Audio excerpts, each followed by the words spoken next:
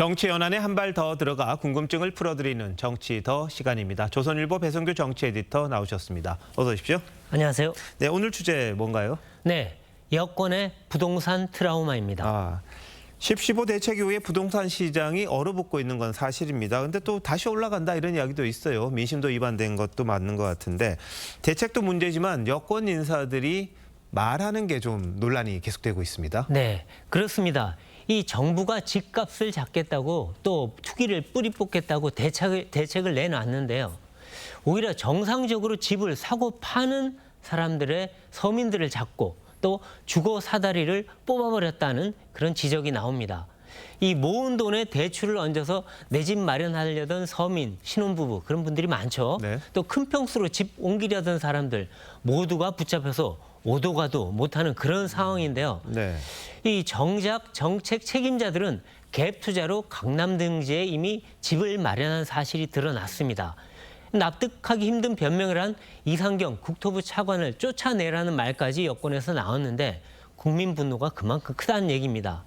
지방선거를 앞두고 부동산 악몽이 재현되는 거 아니냐 이런 여권의 위기감이 지금 큽니다. 자, 그런데 네. 문재인 정부 때도 그랬고요. 근데 네. 진보 정부 때마다 꼭 이런 일이 되풀이된다 이런 생각들을 하는 분들 많으실 거예요. 네, 맞습니다.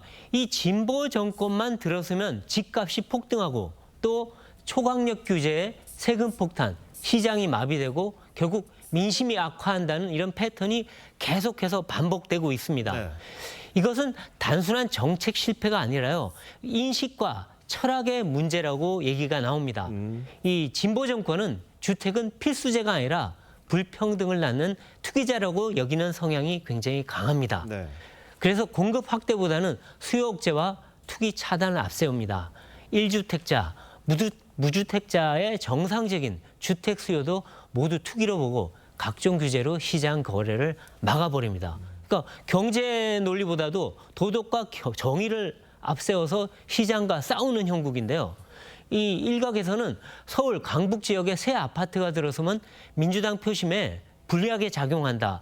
그러니까 재건축, 재개발에 민주당이 소극적이다. 이런 지적까지 나오는 형국입니다. 아, 그렇군요. 선거를 의식했다 뭐 이런 네. 이야기네요. 근데 진보 정부 인사들의 내로남불 유독 많은 것 같습니다. 네, 이 정책 효과보다 공정과 정의라는 명분을 앞세우기 때문인데요. 인간의 자연스러운 욕구를 탐욕이라고 하고 또 시장 거래를 죄악시하는 경향이 있습니다. 이 부동산 거래도 투기로 규제하려 합니다.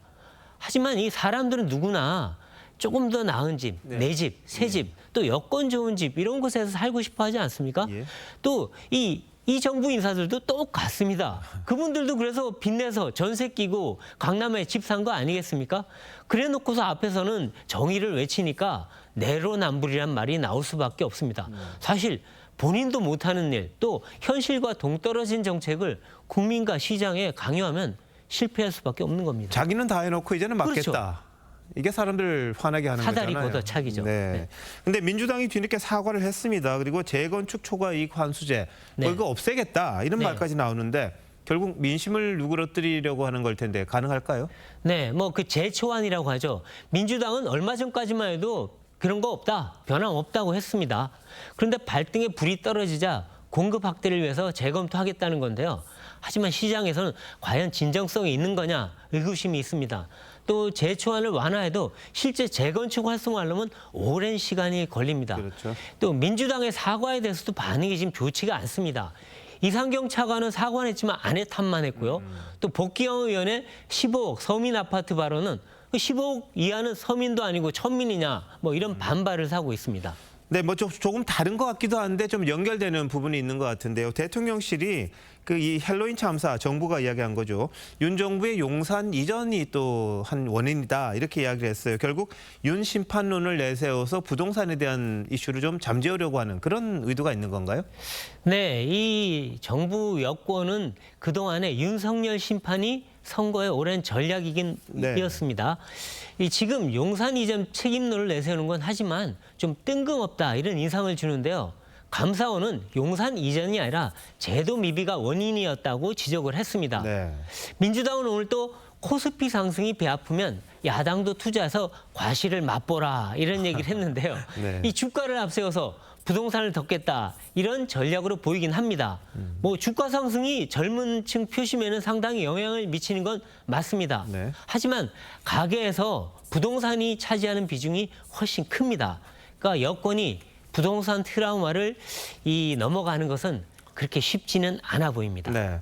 뭐 진보 정권 때마다 이런 식으로 해서 정권을 네. 뺏겼다, 선거에서 졌다 이런 말들이 나오다 보니까 더 예민한 것 같긴 한데 서민들에게 정말 좋은 대책이었으면 하는 그런 바람밖에 제 생각이 안 나네요. 맞습니다. 자, 베이지트 잘 들었습니다.